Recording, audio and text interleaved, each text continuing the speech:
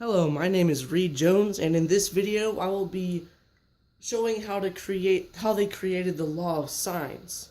Now obviously for the law of sines you'll be using sine, which sine equals opposite over hypotenuse. But that would be for a right triangle, and here I do not have a right triangle. So first off I would need to create my own. So I will create a dotted line here and have a right triangle, and this distance right here we're going to call it h. Now that I have a right triangle, I can set up a sine for each angle. So I can create sine of A, which is right here, would equal its opposite h over the hypotenuse b. So I have that, and now I'll create a sine for angle B. So sine of B equals its opposite h over its hypotenuse a. Now that I have this, I'm going to set it up into a proportion by putting the sine of a or b over 1. Now I have that, I can set up a proportion and cross multiply. So that means h would equal b times sine of a, and h will also equal a times sine of b.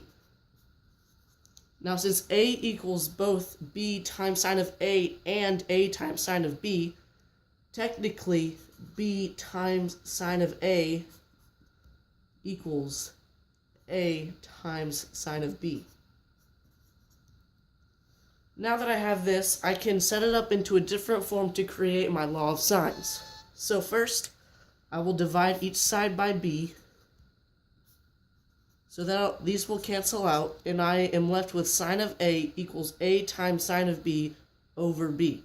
Now I can divide each side by lowercase a, so that means sine of a over a equals sine of b over b.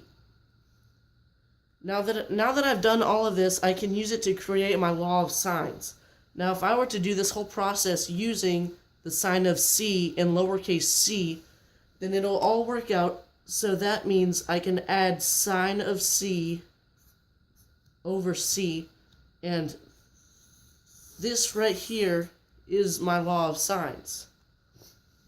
So I can use this to find any unknown values of a triangle if I have any, and that is basically how you create it. You just divide the sine of a and the sine of b by its side's value, and it'll all work out. So sine of a over lowercase a equals sine of b over lowercase b equals sine of c over lowercase c, and this is your law of sines.